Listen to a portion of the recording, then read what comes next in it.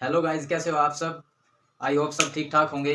तो आज हम आपके लिए लेकर आए हैं रेशनल नंबर भी और इरेशनल नंबर भी, लेकिन हम इन दोनों को पढ़ेंगे एक दूसरे टॉपिक के अंदर, रियल नंबर के अंदर। अब रियल नंबर में अगर हम दोनों को पढ़ेंगे तो हमारा ये दोनों तो कंप्लीट हो ही जाएगा, साथ में रियल नंबर भी कंप्लीट हो जाएगा। मैंने पिछली वीडियो में 2 वीडियो डाली थी, उनमें मैंने वो सभी नंबर बता दिए थे, बाकी ये नंबर रह चुके थे जो इस वीडियो में हम दोनों को कंप्लीट करेंगे। चलिए देखते हैं फिर रियल नंबर को हम कैसे करते हैं पूरा। तो रियल नंबर को मैंने 2 पार्ट में बांट लिया है, रेशनल नंबर और इरेशनल नंबर, यानी परिमेय संख्या और अपरिमेय संख्या। परिमेय संख्या क्या होती है, रेशनल नंबर क्या होता है, पहले ये समझते हैं। रेशनल नंबर होता है हमारा P अपॉन Q के फॉर्म में, P अपॉन Q की फॉर्म में, जहां जो Q होता है ये नॉट इक्वल 0 होता है। मतलब Q कभी भी किसी भी पोजीशन में 0 नहीं आना चाहिए। P हो सकता है, Q नहीं होगा कभी भी। और जो हमारा P और Q है ये दोनों क्या होने चाहिए, इंटीजर यानी कि पूर्णांक होने चाहिए। अब पूर्णांक कहां से कहां तक होते हैं, पूर्णांक होते हैं माइनस इनफाइनाइट से लेकर प्लस के इनफाइनाइट तक। यहाँ पे हमारे क्या होते हैं, सब ये पूर्णांक होते हैं, यानी कि इसमें हमारा 0 भी आ जाता है, 1 2 3 4 सारे, मतलब होल नंबर, नेचुरल नंबर और नेगेटिव नंबर्स भी हमारे सब इसके अंदर आ जाते हैं। तो हमारा P अपॉन Q के फॉर्म का होगा रेशनल नंबर। Q हमारा 0 नहीं होना चाहिए कभी भी, ये बात है। P और Q क्या है, पूर्णांक है। पूर्णांक माइनस इनफाइनाइट से इनफाइनाइट तक है, प्लस के इनफाइनाइट तक। अब हम इसमें एग्जांपल देखेंगे कुछ कि हमारे रेशनल नंबर होते क्या है। तो हम अगर 5 अपॉन 7 ले ले, ये हमारा क्या है, P अपॉन Q की फॉर्म में है, P अपॉन Q की फॉर्म में है। Q क्या है, 0 नहीं है, और P Q दोनों क्या है, इंटीजर। अभी पूर्णांक के अंदर ये दोनों आते हैं, तो इसलिए ये क्या हो गया हमारा, ये रेशनल नंबर हो चुका। अगर हम ले ले माइनस के 2 अपॉन 3, माइनस के 2 अपॉन 3 ले ले, तो ये क्या है, P अपॉन Q की फॉर्म में है, और Q क्या है, 0 नहीं है। तो हमारा ये P अपॉन Q की फॉर्म में है, तो ये भी क्या हो गया, हमारा रेशनल नंबर हो गया। अगर हम ले ले 0 के अपॉन में हम रख ले 5, 0 अपॉन 5, तो ये भी क्या है, P अपॉन Q की फॉर्म में तो है। एक बात और कि Q 0 नहीं होना चाहिए, P 0 चलेगा, Q 0 होना नहीं चाहिए। इस वजह से ये भी क्या होगा, P अपॉन Q में है और Q 0 नहीं है, तो ये भी हमारा क्या होगा, रेशनल नंबर।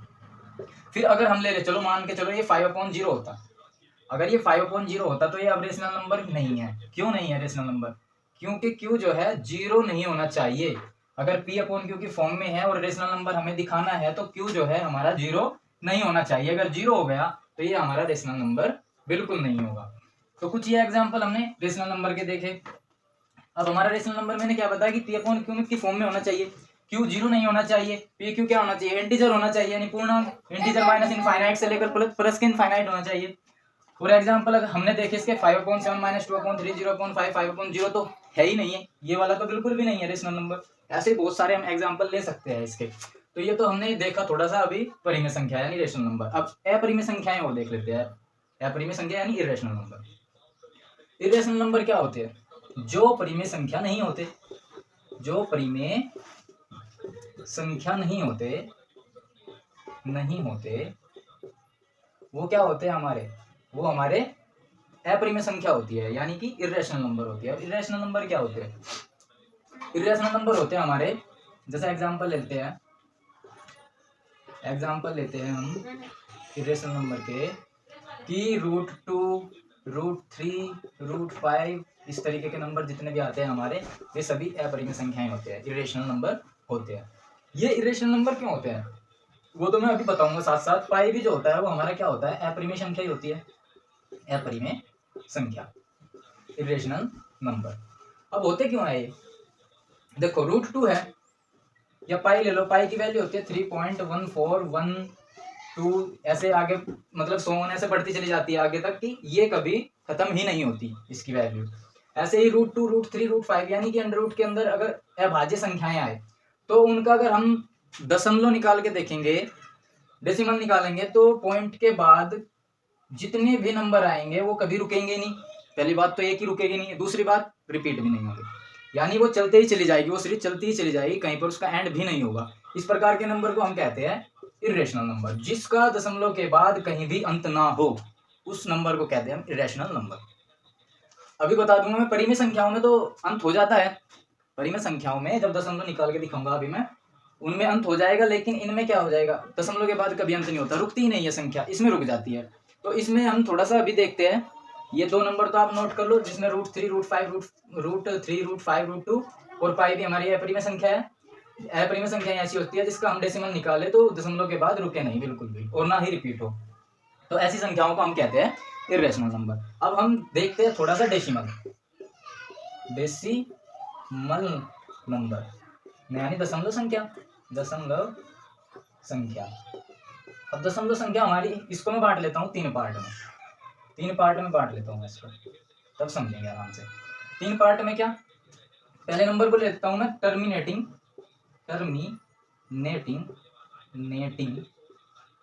डेसिमल।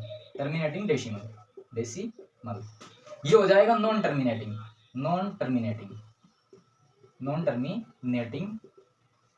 और नॉन टर्मिनेटिंग लेकिन रिपीटिंग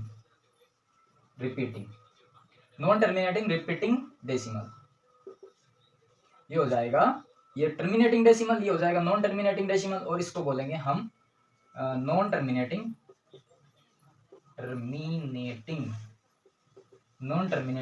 नॉन रिपीटिंग। यानी क्या है, टर्मिनेटिंग का मतलब है कि अगर हम किसी संख्या का डेसिमल लेंगे, दशमलव निकालेंगे, तो दशमलव के बाद 2 अंक तक, 4 अंक तक, 10 अंक तक वो रुक जाए, यानी वो खत्म हो जाए दशमलव के बाद, इसमें क्या होगा, नॉन टर्मिनेटिंग का मतलब कि दशमलव के बाद वो सीरीज खत्म नहीं होगी, चलती चली जाएगी। लेकिन रिपीटिंग डेसिमल, इसमें रिपीट हो जाएंगे कुछ नंबर, कुछ ग्रुप है ना नंबरों के, वो रिपीट होते रहेंगे बार बार। इसको बोलते हैं नॉन टर्मिनेटिंग रिपीटिंग डेसिमल।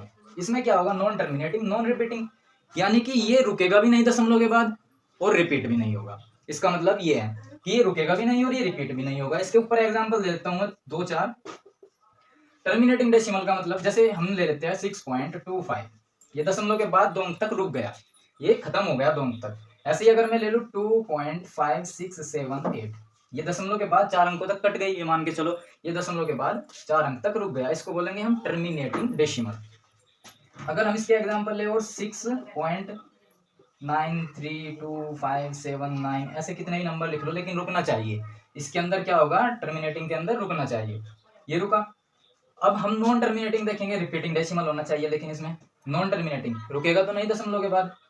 6.2525 ऐसे ये सीरीज चलती चली जाएगी। क्या 252525 का क्या होता रहेगा, रिपीटेशन होता रहेगा, बार बार रिपीट होते रहेंगे ये वाले दशमलव के बाद। लेकिन क्या होगा, नॉन टर्मिनेटिंग मतलब ये सीरीज रुकेगी नहीं, पर चलती चली जाएगी। 25 क्या होगा, बार बार रिपीट होगा। ऐसे ही 7.10 ऐसे ये क्या हो जाएगा, चलता चला जाएगा, यानी 10 क्या होगा, इसमें रिपीट बार बार रिपीट होगा। इसके एग्जांपल देख लिया हमने। अब दो एग्जांपल इसके देख लेते हैं, नॉन टर्मिनेटिंग नॉन रिपीटिंग, यानी ना ही तो ये रुकेगा और ना ही क्या होगा, रिपीट भी नहीं करेगा। जैसे कि मैं ले लूँ यहाँ पे 2.10 ऐसे ये सीरीज क्या होगी, चलती चली जाएगी, ना तो इसमें रिपीट होगा और ना ही ये सीरीज रुकेगी दशमलव के बाद। ऐसे ही अगर मैं ले लूँ 3.6952873289 आगे तक, ऐसे ही सोन या आगे तक संख्या क्या होगी, चलती रहेगी, रुकेगी नहीं, ना ही रिपीट होगी। इसको बोलते हैं हम नॉन टर्मिनेटिंग नॉन रिपीटिंग। ये क्या होगा, टर्मिनेटिंग में रुकेगा, दशमलव के कुछ अंकों तक रुक जाएगा। नॉन टर्मिनेटिंग रिपीटिंग डेसिमल में क्या होगा, रुकेगा तो नहीं लेकिन रिपीट होगा। नॉन टर्मिनेटिंग नॉन रिपीटिंग में क्या होगा, इसमें रुकेगा भी नहीं और ना ही रिपीट होगा। तो ऐसी संख्याओं को जो दशमलव के बाद कुछ नंबर तक रुक जाती हो, या दशमलव के बाद रुकती तो नहीं हो लेकिन रिपीट जरूर होती हो, तो ये संख्याएं कहलाती हैं हमारी, ऐसे नंबर्स कहलाते हैं, ऐसे डेसिमल कहलाते हैं हमारे परिमेय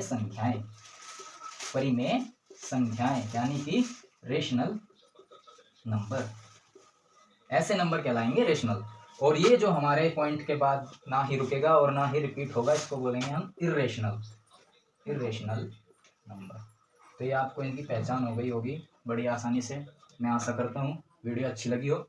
तो क्या था ये, रियल नंबर हम इर्रेशनल और रेशनल को पढ़ के ही संपूर्ण कर लेंगे। रेशनल नंबर मैंने ये बताया कुछ तो ये, और रेशनल नंबर इस तरीके के होते हैं, दशमलव के बाद संख्याएं रुक जाए या फिर रिपीट हो तो ये होगी रेशनल, और इर्रेशनल होगी जो रिपीट ही ना हो, ये सब इर्रेशनल और रेशनल, और ये रियल नंबर कंप्लीट आपका। तो आई होप ये वीडियो आपको अच्छी लगी होगी। अच्छी लगी है तो वीडियो को लाइक करें, शेयर करें, और जिसने हमारे चैनल को सब्सक्राइब ना करा हो वो सब्सक्राइब करे। तो आज के लिए इस वीडियो को इतना ही रखते हैं। तब तक के लिए आप पढ़ते रहिए आर्यन इंस्टीट्यूट 1 पर।